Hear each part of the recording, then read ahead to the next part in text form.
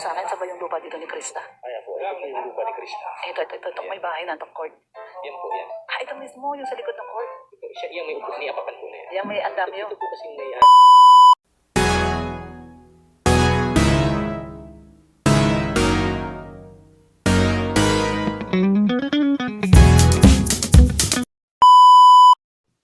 For today's video mga kalingap, ngayong araw panibagong reaction na naman tayo. Update tayo sa Mikris, no? Although wala nang Mikris, pero ito kay Krista, yung tungkol sa kanyang pabahay ay itatayo na pala ngayong June, no? Congrats kay Krista. To story din pala itong bahay ni Krista na makaganda. Mas malaki pa daw sa bahay ni Beyonce, no? Deserve ni Krista talaga kasi si Krista ay napakabaitin. Kahit na wala ng Mikris, patuloy pa rin silang nagkikita ni Mikoy at nagbabanding, no? Kaya sa mga Mikris diyang, stay strong lang tayo. Huwag tayong maniniwala na hindi na magkaroon ng Mikris ulit. Antayin na natin. Mag-18 si Krista, talagang mayroon yung Mikris, basta wag lang tayong bibitaw mga supporters na Mikris, no? Wag tayong mag-confirm na ni Kalinga Prab na magkaroon si Krista ng love team, yun doon na tayo maniniwala. Pero pag wala ng pang-announcement si Kalinga Prab na magkaroon si Krista ng panibagong love team, pero mas gusto ko si Mikoy kay Krista kasi masaya. Bagay na bagay yung dalawa, hindi naman magkalayo ang mukha nila kahit medyo mas maedad si Mikoy, bata si Krista, pero yung mukha ni Mikoy kasi mukhang bata pa talaga si Mikoy tingnan, at saka bagay na bagay sila talagang lakas ng chemistry ng Mikris. Kaya mga supporters ni Mikris dyan, huwag tayong magniwala na wala ng Mikris, no? Huwag tayong maniwala na magkaroon si Krista ng bagong tandem kasi si Kalinga Prab lang ang nakakaalam nun. At i-announce naman niya ni Kalinga Prab kung mayroon talagang love team si Krista na bago. Kaya huwag tayong maniwala. Bago tayo mag-discuss dito at magbigay ng reaction, paki-subscribe ang ama ng Kalingap, Bal Santos Matubang, Ate Edna Vlog, Kalinga Prab, Kalingap Ido, Jaktapya Matubang, Charity Vlogger sa buong mundo na tumutulong sa ating kababayang mahirap. At nandiyan din po ang K-Boss at Directors at kasama naming reactors sa KSSG. Supportaran natin mga Kalingap. At ang iyong lingkod, Jasmine Survive Channel, na laging humingi sa inyo ng support mga Kalingap. Paki-subscribe and click the notification bell para notify sa aking mga video na ina-upload mga Kalingap. At kung bago ka pa lang sa aking channel, paki-subscribe din po at paki-click the notification bell para updated ka sa aking mga video na ina-upload. At paki-like and share mga Kalingap para laking tulong din ito sa aking channel para swak din sa panglasa ni YouTube mga Kalingap. At nandiyan din po ang ating Kalingap partners, Kalingap team, supportaran din natin. I-subscribe din natin ang kanilang channel at panoorin din natin ang kanilang mga upload. At bago dyan tayo mag-proceed at manood ng video, bago mag-comment, bago tayo magbigay ng ating komento at kuro-kuro at reaction sa video na ito, panoorin muna natin mga Kalingap. Pero batiin ko muna kayo ng magandang araw, magandang gabi kung saan sulok ng mundo tayo naroon na ngayon, mapa Pilipinas, mapa Mindanao, mapa OFW, kamusta tayo mga Kalingap. Ang hiling ko lang ay nasa mabuti tayong kalagayan and good health lang tayo palagi. Tara na mga Kalingap, panoorin natin itong video. Tara, let's go, samahan niyo ako. 1, 2, 3, go! Tayo. Ate Jonel, unang-una, congrats muna kasi legit. Talagang Kalingap, YouTube partner. Yes. So yun, Tay Jonel, total naman ikaw ay talagang legit vlogger na kasi may monetize na yan, no? Hintay na lang ng pin. Naisa ni Mr. J yung pin. Okay. Babali ang ganyan, nagantay na lang ako kapatid yung pin. Yun, okay. So Tay Jonel, lipat naman tayo sa balibalita, no? Kasi may ibang mga Christianers na supporters na medyo nagdadamdam daw. No? Kasi syempre, alam mo naman, may nabanggit ng konti si Founder. Oo, si Founder. Sa tingin mo ba, ilang kayo naman po ang tatay ni CJ? Kasi ako mas maniniwala ako sa sa pamilya ni CJ. Sa tingin mo ba, Tatay Jonel, yung po bang samahan nila ng pagkap po, pagkap? Ano po ba ang masasabi niyo tungkol doon? So, yung mga sa outcome po nila ay talaga naman. Kung ano po yung dati na may Chris, yun pa rin sila. Wala pa naman din nababago. Although wala na nga ang Chris, ano pa rin yung ano nila, ano nila sa isa't isa, ano. Pakikitungo. Pakikitungo nila. Okay pa naman po, wala pa naman po. Kaya sabi ko nga po ako nagda-live, patungkol sinabi ni Tata, buti nga na ano ko sila, nailot ko sila ng tanghali. Live ako sabi ko, pasensya niyo kasi Kuya Tata, kasi medyo lutang kasi ang ano ngayon ni Kuya Tata, kasi mahina po mga channel ni Kuya Tata. Pasensya niyo na lang. Kami ako sa kanila ng ano. Pero sa mga nababalita po na magkakalab din na si Krista, sinabi ni Kuya Tata, huwag na umasa sa kay Krista. Ayun po ang masasabi ko din ay ganito. Wala pa naman po official na announcement si Kuya Ram. Ang pinausap ko na rin si Kuya Tata na huwag mong pangunahan si Kuya Ram. Huwag kang magsasalita.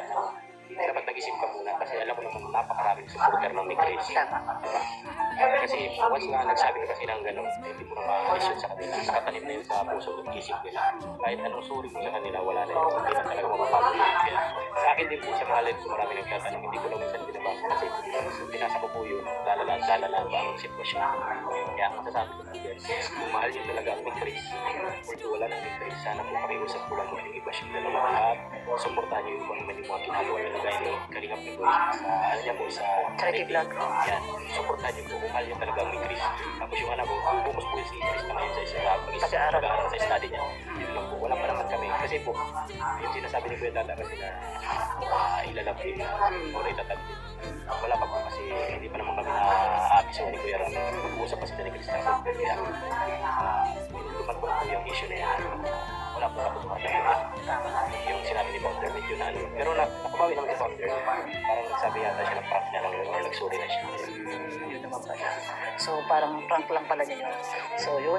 So, anyway, Tatay Jonel, masaya tayo kasi kayo mismo na Tatay ni CJ. Siyempre kayo ang mas maniniwalaan. Diba?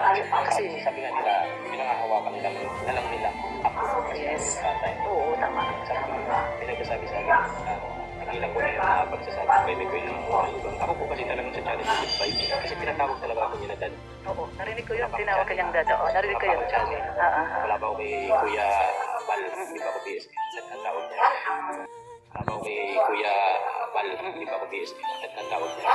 Ngayon po, gusto ko lang din mapasaya yung mga tao kaya sila mga nagsabi sa akin yan na pambansang manunong at pambansang pinag-relationship. So siyempre, gusto ko rin maging masaya yung mga OFW natin sa yung mga viewers. Kaya ganun ang tawag ko sa kanya, manunong lang.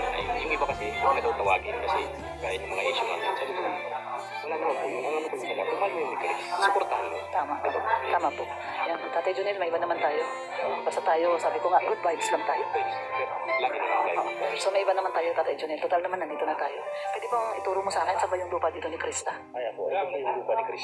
Ito, may bahay na itong court. Yan po yan. Ito mismo, yung sa likod ng court. Yung may upos niya papan po na yan. Yung may andamyo. Ito po kasi yung nangyari ko ito, kinimisis.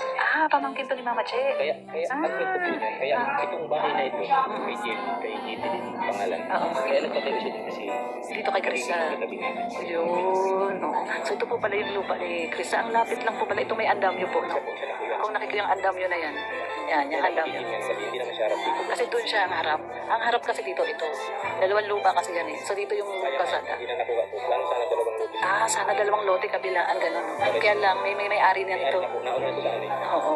So, yun po yung kay Krista, yung may andamyo. So, Tay Jonel, ang balita ko, soon, no? Ngayon po, ngayong June. Ngayong June. Ngayong June lang. Umpisa na to. Ayun. So, Kaya ayan. lang ako ng music ng Liquid Ray. Siyempre, Oo, ni Kalingap rin. Oo. usap na din kami na patungkol dyan. Nagantay pa rin ako kasi sabi niya, nagpasa na ako sa kanya. Nagbigay siya sa akin ng dalawang tao dyan. Nag-send siya sa akin ng klase ng bahay. Design. Oo. Story. Oo. Binigyan ko siya ng quotation tsaka yung materials. Oo. Sinasanggunin niya daw kay Kuya. Yun. So, nagbigay na pala ng design ng bahay. So, ngayon daw pong June, no? Maumpisahan na po itong dito. Ang lapit lang. So, ayun mga kalingap, napanood nyo naman ang video, di ba? Klarong-klaro yung pagkasabi ng tatay ni Krista na huwag tayong maniwala sa mga sabi-sabi at maniwala tayo pag si Kalingap Rab na ang magsabi na mayroon ng bagong laptop sa Krista at kanyang pabahay malapit na ngayon June daw itatatayo at two-story din na din yata ang bahay ni Krista at balita ko kasing mas malaki pa sa bahay ni Beyonce. Deserve ni Krista kasi sobrang bait niya at magaling sa lahat si Krista, kaya deserve niya talaga ito. At supportaran natin, credit to the owner of this video, Lorny TV. Supportaran natin mga kalingap kasi kanya itong video na ito, kaya i-subscribe ng kanyang channel, no. Kaya ito yung mga kalingap nga ang sasabihin ko lang sa mga supporters ng Mikris, huwag tayong magtampo kasi hindi pa naman sigurado magkaroon si Krista ng bagong partners kasi wala pang announcement, no? Kaya antabay lang tayo at mag-abang kung ano ang desisyon ni Kalinga Prab. Kung sa akin lang, mas gusto ko si Mikoy. Gusto ko si Mikoy talaga kasi magaling din dala si Mikoy kasi, at saka bagay na bagay talaga sila ni Krista, wala akong masabi. Malakas ang mystery nila at si Mikoy kasi marunong na kasi sanay na si Mikoy sa mga ganyan kasi dati ganun ang kanyang trabaho, kaya si Mikoy ang galing niya talaga magdala.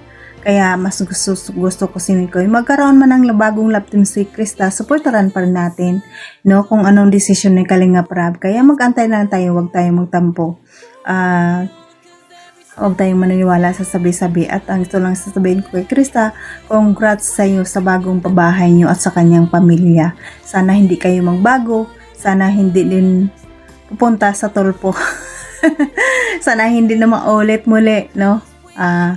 Masakit yun, mahirap yun, di ba? Ikaw na tinulungan, ikaw pa ang mapatulpo. Ang saklap, pakak talaga yun.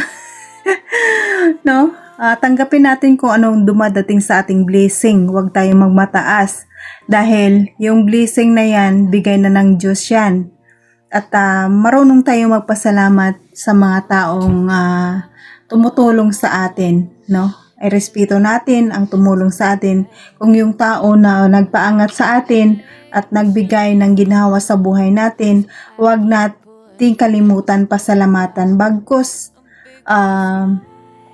suportaran pa natin sila ng mabuti at marunong tayo magpasalamat. Kano man yung matatanggap natin, maliit man yung malaki, pasalamatan natin mga kalingap. Huwag tayong magmamataas, huwag tayong magmamagaling na porke nakapagpera na tayo, magagawa mo na ang lahat. Kasi yung pera na yan, mawawala yan. Pera lang yan, dekorasyonan sa buhay natin yan. Kung sa